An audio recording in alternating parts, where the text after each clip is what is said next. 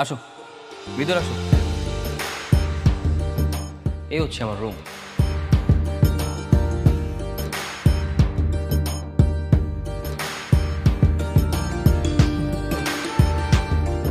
বসো প্লিজ।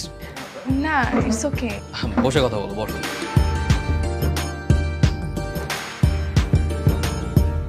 আপনার রুমটা অনেক সুন্দর, অনেক বেশি গোছানো। আচ্ছা, রুমে কেন আসলাম আমরা? রুমে কেন আসলাম? বিকজ রুমটা আমার কাছে অনেক স্পেশাল। দেখো, তোমরা পাত্র দেখতে আসছো, শুধু কি পাত্র দেখলেই হবে?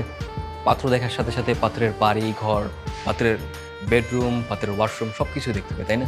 বিকজ আফটার অল বিয়ের পরে তো আমরা